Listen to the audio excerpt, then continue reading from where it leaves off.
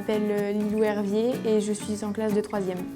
Je m'appelle Adrien et je suis en terminale S.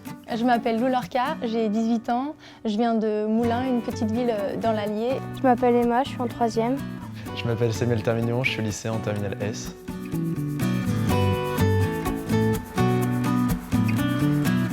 Je savais que je voulais faire de la musique, du tuba, mais je ne savais pas comment parce que j'ai jamais eu quelqu'un dans mon entourage qui en a fait. Parce que j'en ai fait par hasard grâce à une représentation dans mon école. J'étais perdu, on va dire.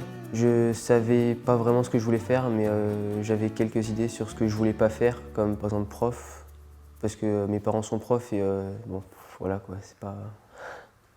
Donc je ne savais pas exactement ce que je voulais faire après mon bac, mais je sais que tous mes amis sont allés à Clermont-Ferrand, ma sœur est allée à Clermont-Ferrand et donc je me voyais suivre leur voie tout simplement. Dans les petites villes, c'est compliqué parce qu'on a moins d'opportunités, on a moins de personnes autour de nous, tout simplement. Les arts, c'est surtout basé dans les grandes villes comme Paris, etc. Donc il faut pouvoir se déplacer, c'est pas toujours facile. La première fois que j'ai entendu parler de Chemin d'avenir, c'était dans mon établissement. L'équipe est venue nous présenter leur sujet. Ça m'a bien plu parce que j'habite en campagne et il n'y a pas beaucoup de métiers que je voudrais faire en campagne. Donc il faudrait que j'aille en ville et je ne sais pas où aller. J'ai dû faire un exercice l'année dernière qui m'a particulièrement plu parce que j'ai pu découvrir des choses que je ne connaissais même pas de moi-même, fouiller bien dans ma conscience et ça m'a paru très intéressant et ça m'a permis de plus en connaître et de me canaliser un peu plus.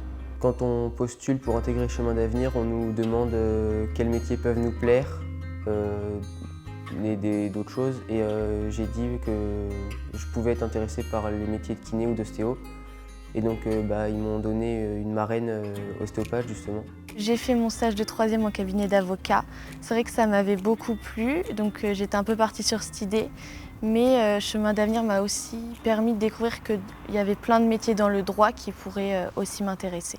Et donc elle m'a proposé de faire un stage qui m'a permis de valider mes choix et mes idées. Ma marraine s'appelle Magali Soumillon, elle habite à Boston aux USA et c'est une chercheuse en neurobiologie et c'est quelqu'un qui a un palmarès vraiment très impressionnant, c'est-à-dire qu'elle a fait Harvard par exemple et elle connaît beaucoup de gens au MIT et là elle est en train de monter sa propre boîte en recherche, donc c'est vraiment quelqu'un qui a beaucoup de choses à faire et qui pourtant prend quand même le temps de s'occuper de moi et de me parler. Je trouve ça génial.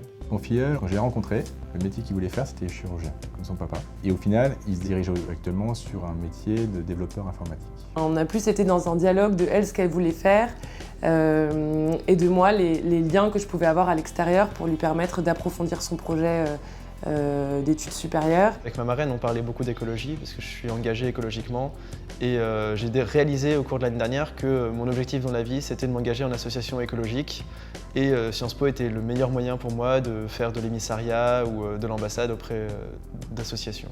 Son rêve, c'est d'être criminologue et profiler. Voilà, comme dans Mindhunter, d'ailleurs Morgane adore la série Mindhunter. Mon parrain, il a beaucoup de contacts et c'est vraiment ça qui m'aide parce qu'il connaît justement des professeurs et il m'a il m'a donné l'opportunité de parler à plein de professeurs de tuba qui justement, eux, me donnent leur parcours que je pourrais suivre justement. Quand j'ai rencontré Véronica, j'ai rencontré une personne attentive, à l'écoute, en demande d'information et ce qui m'a frappé chez Véronica, c'est qu'elle réfléchissait très vite.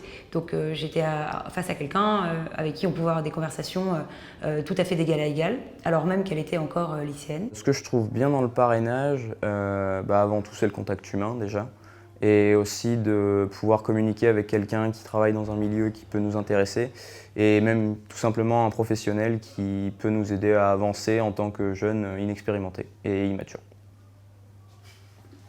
Parce qu'on manque quand même de maturité à notre âge, quoi qu'on dise. Ce qui me plaît dans le parrainage, c'est la relation que j'entretiens avec ma filleule, puisque j'ai l'impression de me retrouver à son âge et je la vois mûrir, grandir et évoluer au fil de nos conversations. Un parrain, ça peut apporter beaucoup de choses. Il nous aide à avoir confiance en nous, il nous aide à découvrir des stages, découvrir des métiers, d'autres options. Il nous raconte son parcours et je pense que ça peut être génial. Mon parrain idéal serait pâtissier chocolatier professionnel, gentil, agréable, courtois, qui pourrait être assez grand, connu, je me comprends. La chose qui me marque le plus chez Morgane, c'est un grand écart entre tous les talents qu'elle a, que ce soit des talents de comédienne, ses talents à l'école, c'est une jeune fille qui est très brillante, et la très petite confiance en elle qu'elle avait en tout cas quand on s'est rencontrés il y a 3 ans. Peut-être qu'on se dit qu'on n'a pas les mêmes chances que les autres, que ceux qui peuvent habiter à Paris ou à Lyon, alors qu'au final, je pense qu'on a autant les moyens de réussir que les autres. Si je m'imagine dans 10 ans, je ne suis pas très imaginatif, mais moi je me vois bien dans un fourgon à la brigade des sapeurs-pompiers de Paris. Ouais.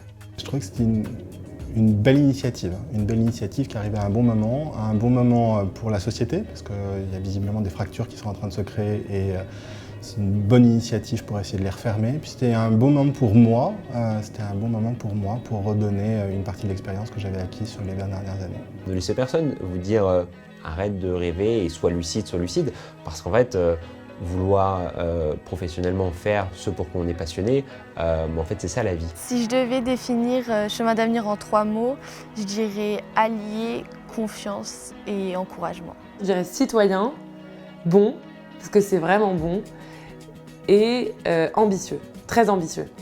Étonnamment concret et utile. Indispensable, bienveillant et stimulant. Professionnelle, dynamisante et experte. Une association présente, efficace et accueillante aussi. Utile, agréable et gentil. Cohérence, nécessaire et réussite. Une famille, du soutien et un tremplin. Le partage, la découverte et puis l'avenir. Chemin d'avenir.